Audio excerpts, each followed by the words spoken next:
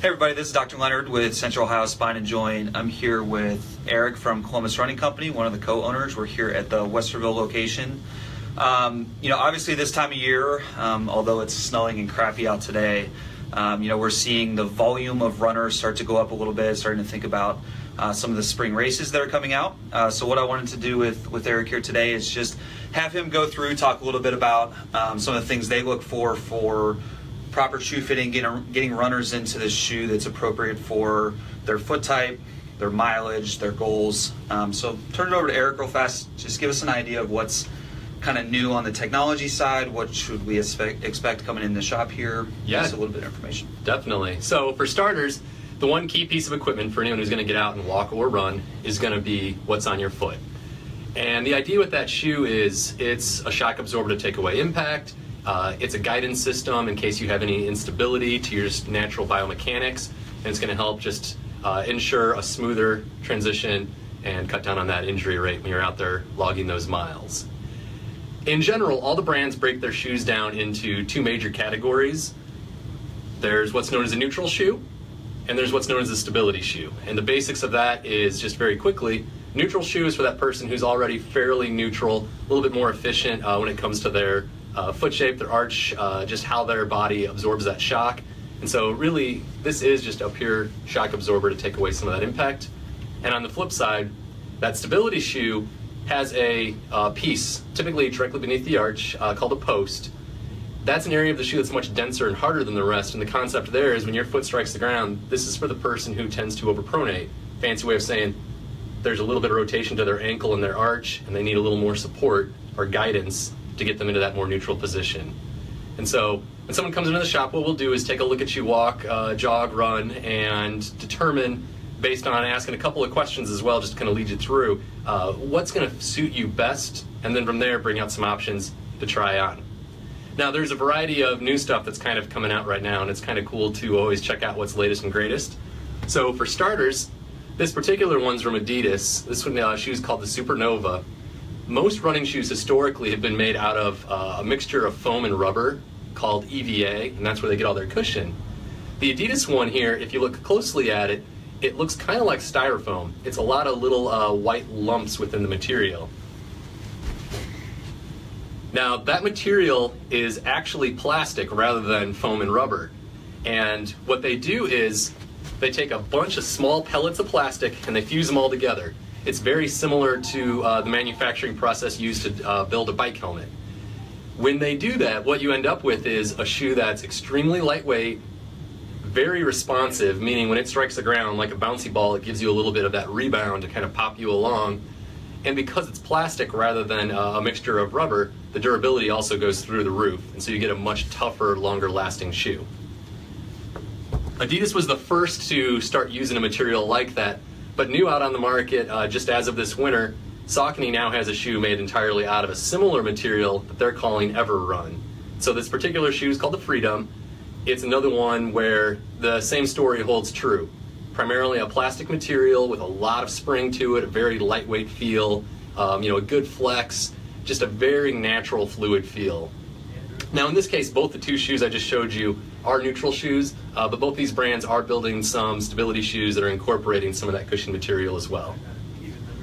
Awesome. So can you touch a little bit on mileage per shoe? A question we get in the office a lot. Obviously when someone has an injury, the first thing that we look at is, what type of shoe are they wearing? What type of wear do they have on their shoe? You can kind of give us a clue into, potentially where they're loading the foot or the knee or the hip.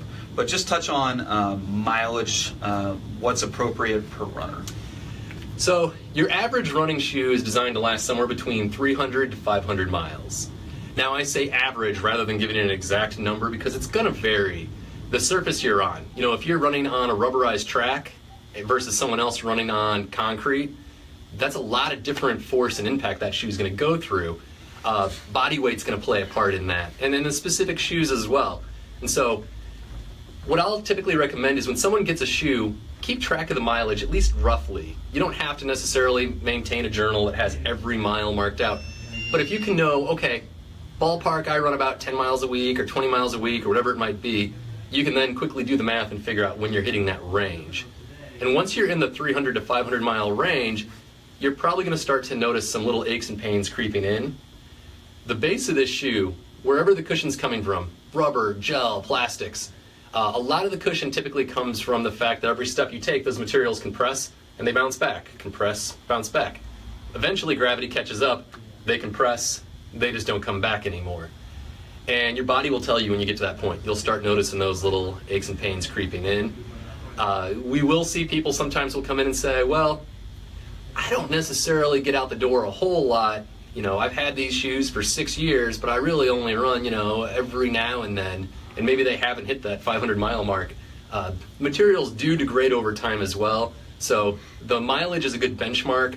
But in general, you know, time is also going to break that down. So just be aware of the signals your body's sending you and know when you're starting to feel achy, typically it's just time to change the tires. How about at which point does a runner get a new shoe to start integrating? At what mileage should they start transitioning to a new shoe? Great question. I'm a big fan of getting the new shoe before your old shoe is completely spent or dead. And the concept there is there's not really a big break-in period with the shoes anymore. It's all synthetic. They do have a little bit of a get used to it period. But I always like to have one shoe that's kind of ascending. You know, I'm getting used to it. I'm really liking that feel. It's got all that cushion. And then another shoe that, while it's starting to break down, it's not dead yet, that I can still go back to.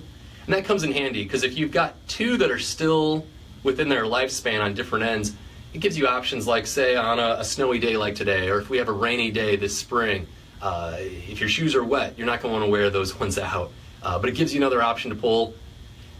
On the flip side, it also gives you a slightly different feel.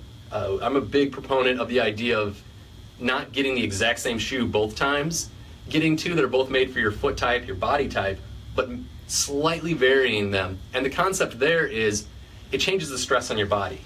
If you've got one shoe that maybe has a little bit more of a tall ramp, you know, some of the running shoes are built a little more like a high heel, you have another one that's a little bit lower, that's a different stress on your Achilles, your calf, your shins, all those things. Changing that stress up, similar to going in a weight room and doing different workouts on different days, it can benefit you and help cut down on that rate of injury. Great. One more thing that I know I've heard you talk a lot about is storage for your shoes, especially in Ohio where the weather fluctuates every single day.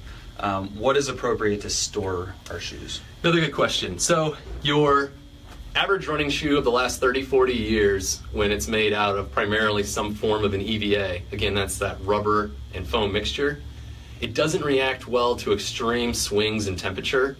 If you've ever worn really cold shoes out for a run or even a walk, you'll notice that they're a lot harder. That material becomes a little more brittle, becomes tougher, and everything just feels like it's slapping the ground and a little bit harder. And so you want to make sure, for most of us, that we're storing our shoes, typically speaking, indoors. You know, I finish up a run, rather than kicking off my shoes and leaving them in a mudroom, I'm bringing them in the house and making sure that when I put them on the next time, they're at that nice room temperature, they're going to feel best at that point.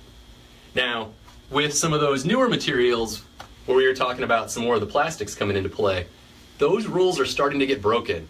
In those cases, they actually don't react to different temperatures. And so a shoe like the Adidas in my hand here, that Supernova, being primarily plastic, you can wear it kind of through all conditions and not have to worry about it whatsoever. So kind of a cool perk of some of the newer stuff that is coming out.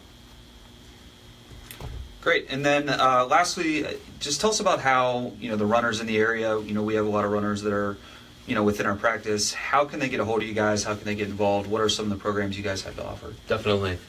So best way to hunt us down initially is going to be at our website, which is columbusrunning.com. On top of that, we've got 4 locations around Central Ohio. We've got one in the short north. We're in Dublin, Pickerington, and Westerville. And each of the shops is staffed by experienced runners. So if you're coming in, whether it's looking for shoes, gels to fuel you through your race, just advice on training, racing, all the above, you know, swing on by at any point, and we're here to help. If you are looking for some guidance as you get more involved with running and walking, we do offer a variety of different training programs, and that goes across the ages. So starting from the youngest end and moving up, we have what we call our Grasshoppers program for the youth side of things, and that's got 3 seasons, a spring, a summer, and a fall. We have, at the middle school and high school level, a cross-country camp for student athletes getting more involved within the sport.